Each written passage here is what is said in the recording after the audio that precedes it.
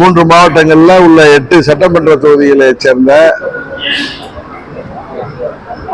தலைமை கழக நிர்வாகிகள், பிற அணிகளில் உள்ள மாநில நிர்வாகிகள், மாவட்ட கழக நிர்வாகிகள், மாவட்டத்தில் உள்ள பகுதி, ஒன்றியம், நகரம், பேரூராட்சியை சேர்ந்த நிர்வாகிகள் எல்லாம் இன்னைக்கு சந்தித்து வர இருக்கின்ற 26 தேர்தலுக்கு தயாராவதை குறித்து ஆலோசனை கூட்டங்கள் நடத்தி கொண்டிருக்கிறோம். மற்றபடி நீங்க கேட்கலாம். சார், இப்ப நீங்க முன்னாடி மேடம் சசிகலா மேடமும் ஒரே நேரத்துல சந்திச்சிருக்கீங்க. இது ஒரு அரசியல் சேர்றதுக்கான ஒரு இதா எதிர்பார்க்கலாம் இல்ல? 2026 முன்னாள் அமைச்சர் நண்பர் வைத்திலிங்கம் அவர்களுக்கு சற்று உடல்நலக்குறைவு ஏற்பட்டதுனால நான் இங்க வந்திருந்தப்ப அதை திரு ரங்கசாமி அண்ணன் மூலம் தெரிந்து கொண்டதுனால நான் இன்றைக்கு வருகிறேன்னு சொல்லிட்டு போய் அவரை பார்த்தேன். பொதுவாக உங்களுக்கு தெரியும், அரசியல்ல உள்ளவங்க சந்திக்கிறப்ப அரசியலும் பேசுவோம். ஆனா நான் போனதே அவருடைய உடல் நலம் சம்பந்தமா விசாரிக்க தான். அதை தாண்டி ஒண்ணும் இல்லை. 2026 ஒன்று சேர்றதுக்கான வாய்ப்பு யாரு? எடப்பாடி அடிக்கடி சொல்றாரு, நான் யாரும் கூட்டத்துல சேர்க்க மாட்டேன், உங்களை சேர்க்க மாட்டேங்கிறாரு, சசிகலாவும் சேர்க்க மாட்டேன், ஓபிஎஸ் சேர்க்க மாட்டேன், மத்த யாரும் வந்தாலும் சேர்த்துக்கிறேன் அப்படின்னு சொல்றாரு. நீங்க நீங்க போராடிட்டீங்க கட்சி, நீங்க அதை எப்படி நீங்க பாக்குறீங்க? அவரோட கருத்தை எப்படி நீங்க பாக்குறீங்க? அதாவது திரு பன்னீர்செல்வம் அவர்களையும் எங்க சித்தியையும் கட்சியில இணைக்கிறத பத்தி பேசுறாரு. நாங்க அம்மா மக்கள் முன்னேற்ற கழகம், நாங்க அவங்களோட இணைய வேண்டும், பழனிசாமி தலைமையில இணைய வேண்டிய அவசியமே எங்களுக்கு கிடையாது. நான் சொல்வது எந்த போராட்டமும் பண்ணல. அம்மாவுடைய தொண்டர்கள் அவர்கள் ஓரணியில் திரண்டு தேசிய ஜனநாயக கூட்டணியை வலுப்படுத்துகின்ற விதமாக செயல்படுவதன் மூலம் செயல்பட்டால்தான் திமுக என்கிற தீய சக்தியையும் அந்த கூட்டணியை வீழ்த்த முடியும் அப்படின்னு சொல்ற. இன்றைக்கு இரட்டை இலை சின்னமும் அம்மாவின் கட்சியின் பெயரும் அந்த கட்டிடமும் பழனிசாமி கிட்ட இருக்கிறதுனால அது தொடர்ந்து தோல்விகளை சந்தித்து வருகின்ற இயக்கமாக 10 முறை நடந்த தேர்தல் பழனிசாமி தலைமை பொறுப்பு வந்த பிறகு அவர் ஆளுங்கட்சியாக இருந்த 4 ஆண்டுகள், இப்பொழுது 4 ஆண்டுகள்ல 10 தொடர் தோல்விகளை சந்தித்து இரட்டை இலை மிகவும் பலவீனமாகி வருகிறது. அந்த கட்சி பலவீனமாகி வருவது என்பது எல்லோருக்கும் தெரிந்த உண்மை. அங்கு உள்ள நிர்வாகிகளும் தொண்டர்களும் இரட்டை இலை பழனிசாமி இருக்கு, அவர்கிட்ட பணபலம் இருக்குங்கிறதுனால அவருக்கு தொடர்ந்து காவடி தூக்கி வந்தீங்கன்னா 26 தேர்தலுக்கு முன்பு பின்னால அந்த கட்சியே பழனிசாமி இல்லாமல் செய்து விடுவார். தன் மீது வழக்குகள் வந்து விடக்கூடாதுங்கிற பயத்துக்காக அந்த மாபெரும் மக்கள் இயக்கத்தை சுயநலத்திற்காக கேடயமாக பயன்படுத்தி வருகிறார். கொலைநாடு கொலை கொள்ளை வழக்கு முதல் அவர் 4 ஆண்டு ஆட்சிகள் அவருடைய தவறான நிர்வாகத்தால் ஊழல் முறைகேடுகள் ஏற்பட்டு அவர்கள் மீது எல்லாம் வழக்கு வந்து கொண்டிருக்கிறது. முன்னாள் அமைச்சர்கள் மீது தன் மீது வழக்கு வரக்கூடாது என்பதற்காக திமுகவிற்கு பயந்து கொண்டு திமுக பாராளுமன்ற தேர்தல் உட்பட இன்றைக்கு வெற்றி பெறுவதற்கு மறைமுகமாக இரட்டை இலையை பயன்படுத்தி வருகிறார். அதனால நீங்க எல்லாம் விழித்துக் கொள்ளவில்லை என்றால் உங்கள் மீது பெரிய பழி வரும். 26 தேர்தலுக்கு பிறகு நாங்கள் எல்லாம் சேர்ந்துதான் உங்களுக்காக நாங்கள் அதை மீட்டு தர வேண்டிய நிலைமை வரும். அதனால விழித்துக் கொள்ளுங்கன்னு சொல்றோம். அதுதான் எங்களுடைய நிலைப்பாடு. அவர்கள் தேர்தலுக்கு முன்பே விழித்துக் கொள்வதற்கான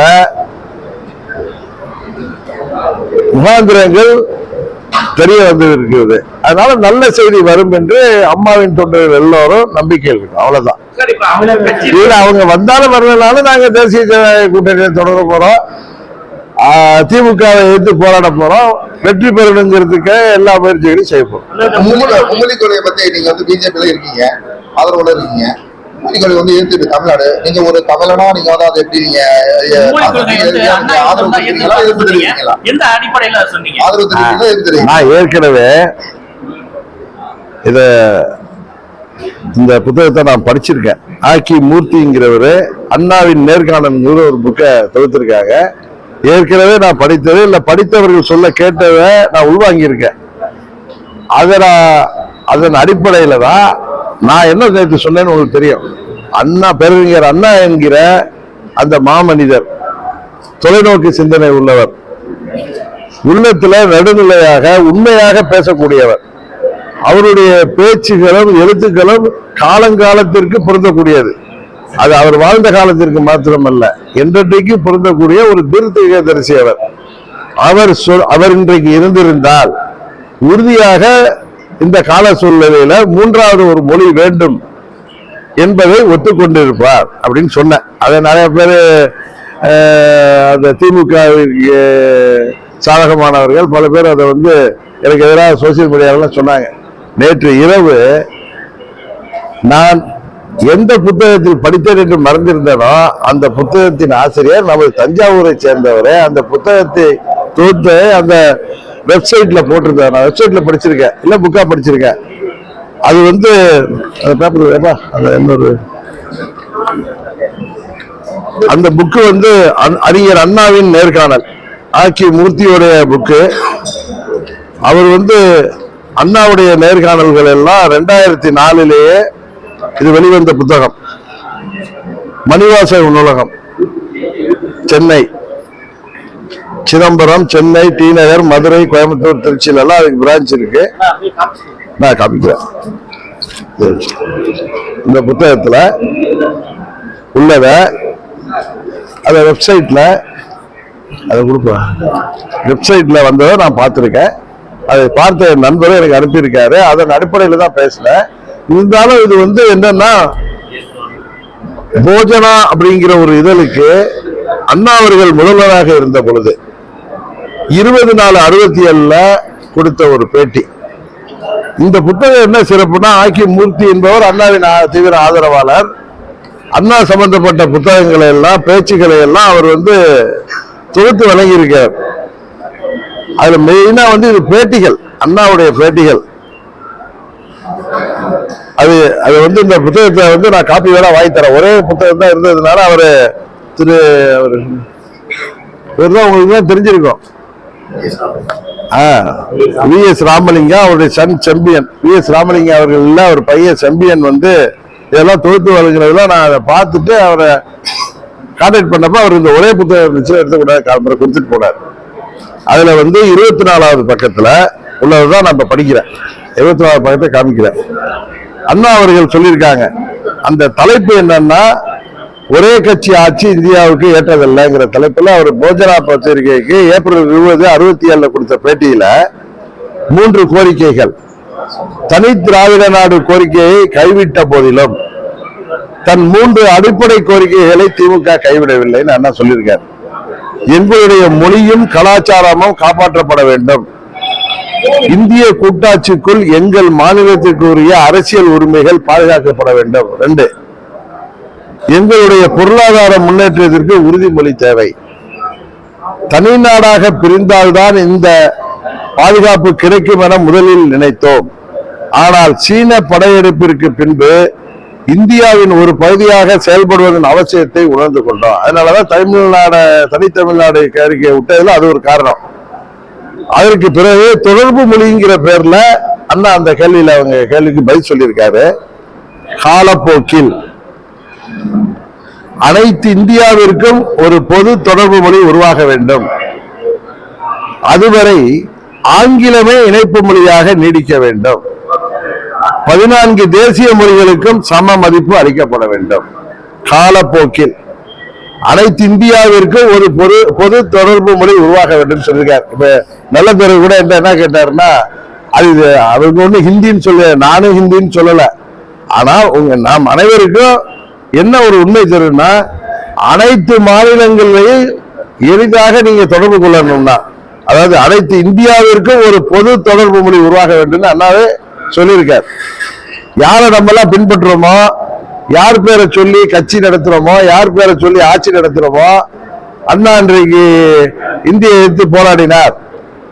அன்றைக்கு இந்தி மொழி திணிக்கப்பட்டப்போ போராடினார். மீண்டும் மொழி போரெல்லாம் சொல்றாங்களே, அண்ணா தீர்க்க தரிசனமாக 67 ஏப்ரல் 20 ஒரு போஜனாங்கிற இதழுக்கு அளித்த பேட்டியில் சொன்னதை நான் தொகுக்கல, நான் சொல்லல, ஏற்கனவே தொகுத்து ஆக்கி மூர்த்தி என்பவர் யார் என்பது தெரியும். அதை வெளியிட்டவர்கள் யார் என்பது தெரியும். இதை வந்து வெப்சைட்ல வெளியிட்டவர்கள் உங்களுக்கு எல்லாம் நல்லா தெரியும். அது தஞ்சாவூர்ல சேர்ந்த வி.எஸ். ராமலிங்கம். அவரும் அவருடைய மகன் செம்பியனும் தலைவராகவும் செயலாளராகவும் இருக்க அண்ணா பேரவை சார்பாக வந்தது. நீங்க வேணா அவரை அனுப்பி கேட்டுக்கலாம். அவர்கிட்ட இந்த புக்கை வாங்கி படிச்சேன். இதுல அனைத்து இந்தியாவிற்கு ஒரு பொது தொடர்பு மொழி வேண்டும்னா எந்த மொழி யதார்த்தமா ஒரு மொழியை நம்ம மூணாவது, இப்ப தமிழ் ஆங்கிலம் முக்கியம் அண்ணா சொல்லியிருக்காரு, நம்ம படிக்கிறோம். ஒரு தமிழை தான் நம்ம படிக்கிறோம். நீங்க கேட்ட கேள்விக்கு இந்தியா முழுவதும் நாம் சென்று வேலை பார்ப்பதற்கோ தொடர்பு மொழி ஒன்று இருப்பது ஒரு காலப்போக்கில் ஒரு தொடர்பு மொழி வேண்டும் என்பதை அண்ணா அன்றே உணர்ந்திருக்கிறார். கிட்டத்தட்ட 60 ஆண்டுகளுக்கு முன்பு சொன்ன அண்ணாவின் அந்த வார்த்தைகள் மெய்யாகின்ற சூழ்நிலை இன்றைக்கு உலக நாடுகளை தொடர்பு கொள்வதற்கு எப்படி ஆங்கிலம் பயன்படுகிறதோ, ஏன்னா நானே ஹிந்தி படிக்காததுனால எனக்கு ஆங்கிலம் தெரிஞ்சிருந்தேன். டெல்லியில எல்லாம் போயிருந்தப்ப நான் ஏதோ ஒரு கடைக்கு போறப்ப நான் அதுல பட்ட கஷ்டங்கள் தெரியும். எத்தனையோ பேருக்கு தெரியும். அங்கே தமிழ்நாட்டை விட்டு நாங்க வெளில போக மாட்டோம், இங்கதான் இருப்போம் முடிவு எடுத்தவங்க 3வது மொழி தேவையில்லை. கேளுங்க, காலப்போக்கில் அனைத்து இந்தியாவிற்கு ஒரு பொது தொடர்பு மொழி உருவாக வேண்டும் சொல்றார். அவர் எதை சொன்னாருன்னு தெரியாது. எது எளிதான ஒரு தொடர்பு மொழியை அதை நம்ம படிச்சா, ஒரு மொழியை படிச்சா 3வது படிச்சா இந்தியா முல்லா தொடர்பு கொண்ட மொழியை நான் அதை எப்படி பாக்குறேன்னா, அண்ணா அதை ஹிந்தின்னு சொல்லல. ஏன்னா நீங்க அதுக்கு ஒரு வாக்குவாதத்துக்கு வருவீங்க. இப்ப எங்க மாணவர் அடிச்சாலும் கூட அது அண்ணா சொல்லலன்னு வக்கீலா சொன்னாரு. நீங்க இன்பிட்வீன் எல்லாம் பேசாதீங்க. அவர் டைரக்டா சொல்லல. அண்ணா கோடிட்டு காமிச்சிருக்கார். தமிழ்நாட்டில் வசிப்பவர்களுக்கு, அண்ணாவின் கொள்கைகளை பின்பற்றக்கூடியவர்களுக்கு, நாம் திராவிடன் என்று சொல்லிக் கொள்பவர்களுக்கு இன்றைக்கு 3வது மொழி சொல்வது பெரிய குற்றம். நீங்க கூட என்ன கேட்டீங்க, ஒரு தமிழனா எஸ், ஒரு தமிழனா நான் ஏத்துக்கிறேன். நான் பெரிதும் மதிக்கின்ற பேரறிஞர் அண்ணா காலப்போக்கில் அனைத்து இந்தியாவிற்கு ஒரு பொது தொடர்பு மொழி உருவாக வேண்டும் என்று சொல்லியது இந்த புத்தகத்தில் வந்திருப்பது தொகுப்பு. இது தொகுப்பாளருடைய கிரெடிபிலிட்டியை நீங்க செக் பண்ணிக்கலாம், இந்த தொகுப்பையும் செக் பண்ணிக்கலாம். சரிதானே? இப்ப தமிழ்நாடு அரசு பள்ளிகள்ல தான் 2 மொழி இருக்கு. நீங்க விரும்புறீங்களோ இல்லையோ மெட்ரிகுலேஷன் ஸ்கூல்ல படிக்கிறவங்களுக்கு 3வது மொழி ஹிந்தியை படிக்கிறாங்க. சிபிஎஸ்இ போர்டுல ஹிந்தி இருக்கு. எங்க ஒரே இடத்துல இல்லைன்னா ஹிந்தியோ 3வது மொழியோ இல்லாத அரசு பள்ளிகள்ல. ஸ்டேட் பள்ளியில யார் படிக்கிறா? ஏழை எளிய மக்கள், அடித்தட்டு மக்கள் தான். அப்பர் கிளாஸ், மிடில் கிளாஸ் எல்லாம் மற்ற ஸ்கூல்ல படிச்சிருவாங்க. இந்த அரசு பள்ளிகளில் படிக்கிற மாணவர்கள், குறிப்பா ஏழை எளிய மாணவர்கள், கூலி தொழிலாளர்களுடைய பிள்ளைங்க. நான் தமிழ்நாடு உள்ள டிராவல் பண்றவன். போற இடங்கள்ல இன்னைக்கு இங்க இருந்தா திருநெல்வேலியில இருக்கோம். போற இடங்கள்ல கார்லயே போவேன், நான் பிளைட்ல கூட போக மாட்டேன். நிறுத்தி கேட்டப்ப இதுவரை ஒரு 100 பேர், ஒரு காரணத்துக்கு 100 பேர் கேட்டதுன்னா எனக்கு தெரிந்து 85 பேர் ஜாதி மதங்களுக்கு அப்பாற்பட்டு ரோட்ல சந்திக்கிற தினக்கூலிகள், எங்க பிள்ளைக்கு 3வது மொழி படிக்கிறதுல என்னங்க தப்பு இருக்கு? அவங்க என்ன ஜாதின்னு தெரியாது, என்ன மதம் தெரியாது. ஆனா நம்ம தமிழ்நாட்டை சேர்ந்தவர்கள், இன்னும் சொல்ல போனா நம்ம மாதிரி திராவிடர்கள். எங்க திருநெல்வேலி பக்கத்துல நான் போறப்ப நீங்க கேட்கிறேன், எங்க டிராவல் பண்றப்ப நீடாமங்கலம் பக்கத்துல கேட்கிறோம். அங்க உள்ளவர் சொல்றாரு, விவசாய கூலிகளாக இன்றைக்கு பீகார்ல இருந்தே வந்து இருக்காங்க, நம்ம அவங்க மொழியை கத்துக்கிறதுனால என்ன தப்பு இருக்குன்னு கேட்கிறாங்க. நான் இது சொல்றது யதார்த்தம். நான் பிஜேபி கூட்டணியில் இல்லைன்னா இன்னும் ஸ்ட்ராங்கா இதுக்காக பேசியிருப்பேன்.